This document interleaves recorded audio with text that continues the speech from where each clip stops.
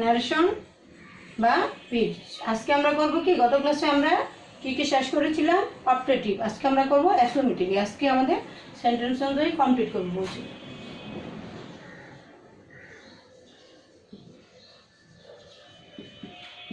Exclamatory exclamatory sentence চিহ্নটা তোমরা জানো, এরকম চিহ্ন হয়, ঠিক আছে? এটা হচ্ছে সাইন অফ এক্সক্লেমেশন। এক্সক্লেমেটরি সেন্টেন্সের আমরা যখন ন্যারেশন চেঞ্জ করব, ডিরেক্ট থেকে ইনডিরেক্ট করব, তখন কিভাবে করতে হয় এই রুলস আমরা শিখবো আজকে। এর 2-3টা নিয়ম আছে, এই নিয়মগুলি প্র্যাকটিস করলে তোমরা পেরে যাবে। এখন দেখো এক্সক্লেমেশন সেন্টেন্স কাকে বলে। এক্সক্লেমেটরি সেন্টেন্সটা হচ্ছে কি, যে সেন্টেন্স দ্বারা কোনো কি বিস্ময় প্রকাশ করা হয়। সেই বিস্ময়টা কিসের হতে পারে? দুঃখেরও হতে পারে, আবার অনেক আনন্দেরও হতে পারে, আবার মাঝামাঝি ধরনেরও হতে পারে। এই এক্সক্লেমেশনটা কিভাবে বোঝাচ্ছে, মানে রিপিটেড পিসে, তার উপরে এর পরিবর্তন নির্ভর করে। এখন দেখো রিপিটেড পিসে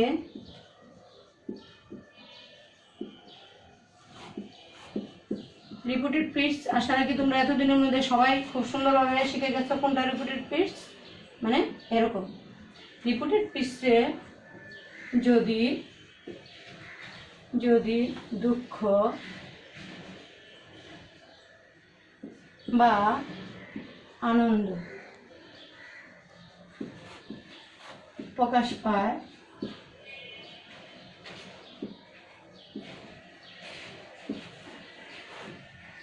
তবে সেটা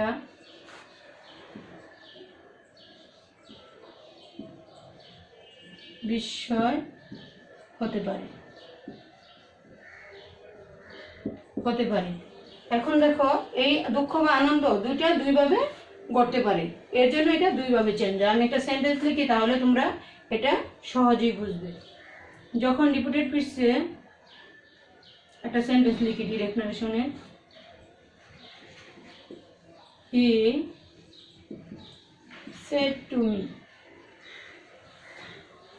said to me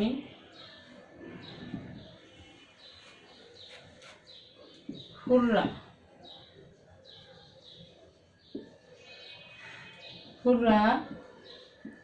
we have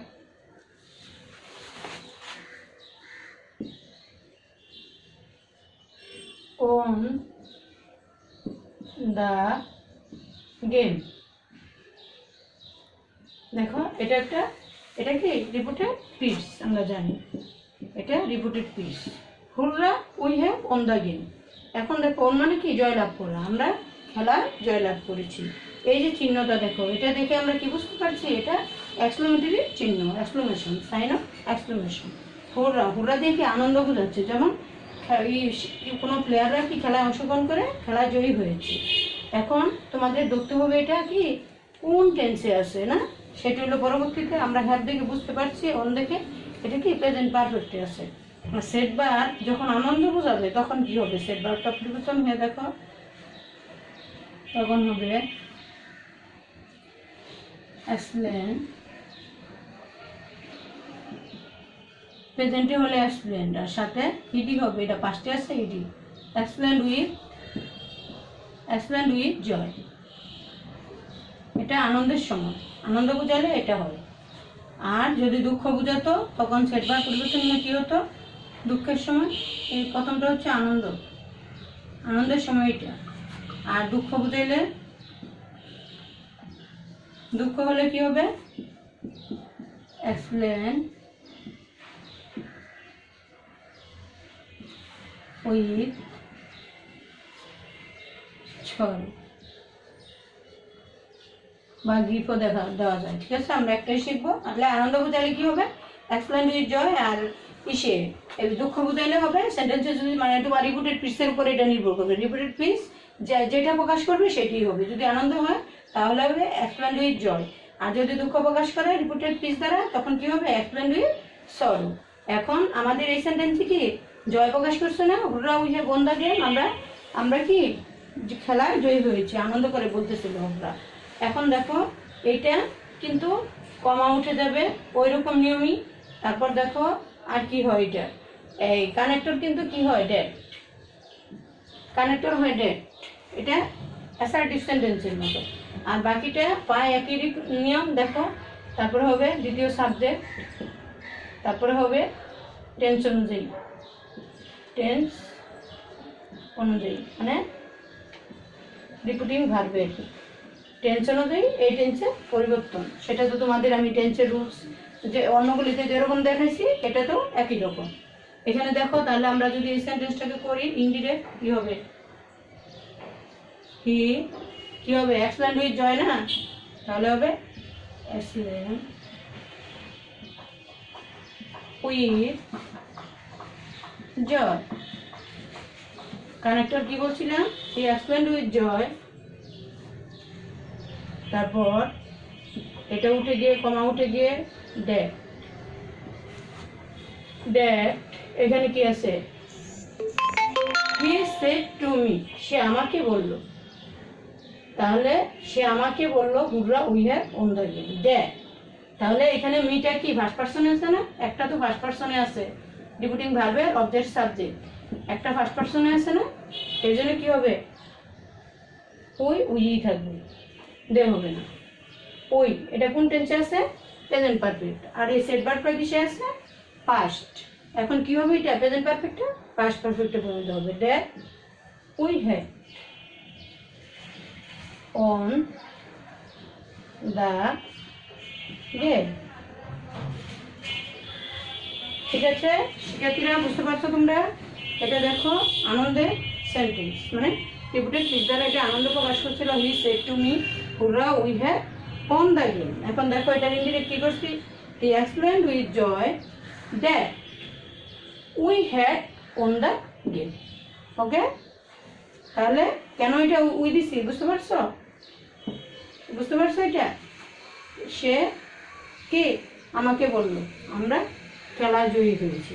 এখানে তোমরা উই না দিয়ে দেও ব্যবহার করতে পারো, দেও ব্যবহার করতে পারো, উই চেঞ্জ করে তোমরা দেও ব্যবহার করতে পারো। উই দে দুইটাই হয়, যেহেতু একটা ফার্স্ট পারসনে আছে, কিন্তু দেও দিতে পারে, সমস্যা নেই। ঠিক আছে, আমি এটা আনন্দসূচক সেন্টেন্স লিখলাম, একটা দুঃখসূচক সেন্টেন্স লিখে তারপর স্ট্রাকচারটা লিখে দিই।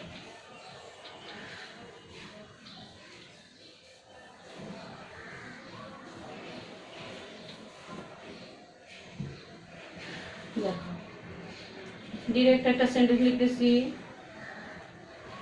The old man said, the old man said, alas, এটা হচ্ছে এক্সক্লেমেশনের চিহ্ন, দেখছো চিহ্নটা, sign of exclamation, alas, I could not save you. দেখো এটা একটা কি দুঃখসূচক সেন্টেন্স। কেন? দি ওল্ড ম্যান সেড, এটা লোকটি বললো। দেখো এটা রিপিটিং ভার্ব, এটা হচ্ছে রিপিটেড পিচ। এলাস মানে কি সর্বনাশ, হায় মানে দুঃখ করে বলতেছে আমি তোমাকে সেভ করতে পারলাম না, বুঝছো? I could not save you. এখন দেখো এটাতে চেঞ্জ হবে কিভাবে, ইনডিরেক্ট করলে, the old man explained, পাঁচটা আছে যেন explained, এটা পাঁচটাই থাকে বেশিরভাগই, প্রেজেন্টে তেমন থাকে না। the old man explained with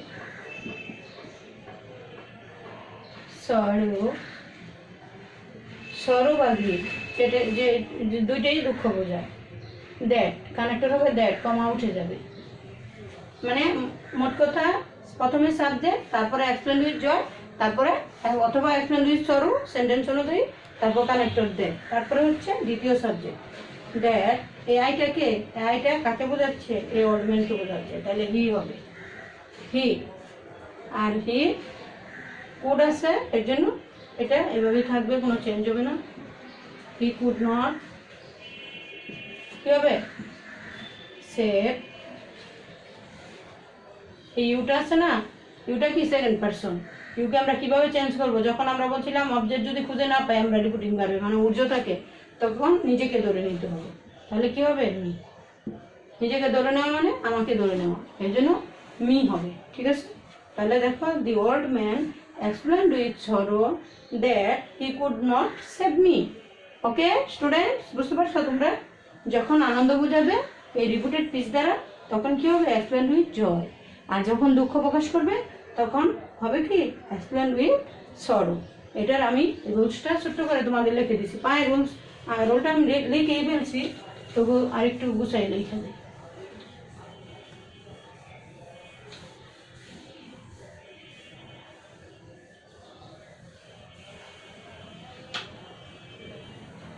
দেখো এটার স্ট্রাকচারটা এরকম হবে।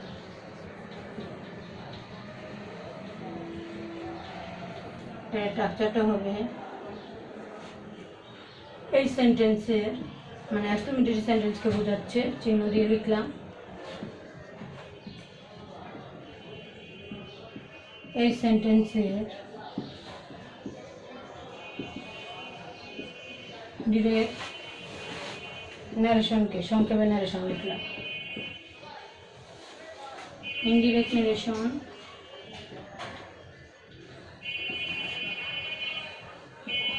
করতে হলে প্রথমে কি হবে? আমরা জানি রিপিটিং ভার্বের সাবজেক্ট হয়। প্রথমে সাবজেক্ট, রিপিটিং ভার্বের সাবজেক্ট সবসময় হয় আমরা জানি। সংক্ষেপে লিখলাম রিপিটিং ভার্বের সাবজেক্ট, প্লাস হবে কি? প্লাস হবে রিপিটেড পিসে যদি একবারে লিখে দিই, রিপিটেড পিসে যদি আনন্দ প্রকাশ পায়, আনন্দ প্রকাশ পায়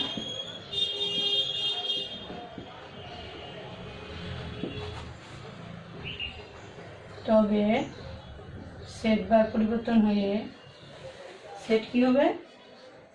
এক্সপ্লেন্ড উইথ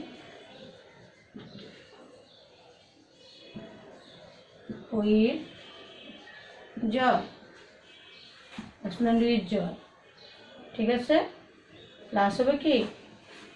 প্লাস হবে কানেক্টর দ্যাট, কনজাংশন হবে কনজাংশন দ্যাট, প্লাস হবে দ্বিতীয় সাবজেক্ট, প্লাস হবে রিপিটিং ভার্বের টেন্স অনুযায়ী, রিপিটিং ভার্বের টেন্স অনুযায়ী কি হবে? রিপিটেড পিসের টেন্সের পরিবর্তন। রিপিটেড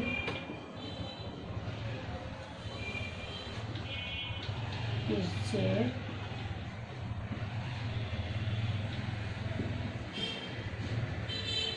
টেন্সের পরিবর্তন প্লাস এক্সটেনশন যা থাকে, মানে সেন্টেন্সে যদি বাকি অংশ থাকে। এটা আমি কি লিখলাম দেখো, এই সেন্টেন্সে মানে সাইন দিয়ে লিখছি, চিহ্নটা দিয়ে, মানে এক্সক্লেমেটরি সেন্টেন্সের দিয়ে। এক্সক্লেমেটরি সেন্টেন্সের ডিরেক্ট নারেশন দিয়ে ইনডিরেক্ট নারেশন করতে হলে দেখো প্রথমে কি? রিপিটিং ভার্বের সাবজেক্ট, তারপর রিপিটেড পিস যদি আনন্দ প্রকাশ পায়, রিপিটেড পিসে যদি তারা কি আনন্দ প্রকাশ পায় তখন কি হবে? এক্সপ্লেন্ড উইথ জয়। আর কি কমা উঠে গিয়ে কি হবে? কনজাংশন হবে কি? ড্যাট, দ্বিতীয় সাবজেক্ট বসবে এবং রিপিটিং ভার্বের টেন্স অনুযায়ী কি রিপিটেড পিসে টেন্সের পরিবর্তন হবে, আর সেন্টেন্সের এক্সটেনশন মানে বাকি অংশ যদি থাকে। আবার দেখো এটার সাথে লিখে দেই, রিপিটেড পিস দ্বারা যদি সংক্ষেপে লিখলাম, রিপিটেড পিস দ্বারা যদি দুঃখ প্রকাশ পায়, দুঃখ প্রকাশ পায় তবে তবে কি হবে? তবে সেট বার পরিবর্তন হয়ে কি হবে? এক্সপ্লেন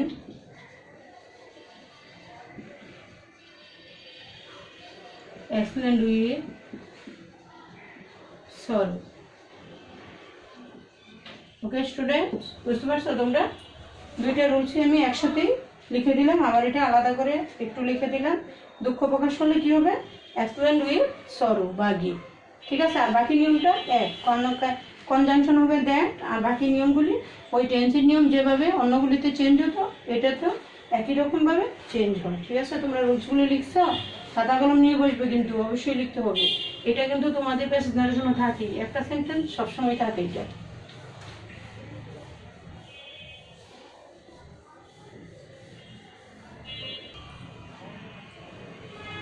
সুপ্রিয় শিক্ষার্থীবৃন্দ, আজকে আমি তোমাদের কি অনলাইন ক্লাসে স্বাগতম।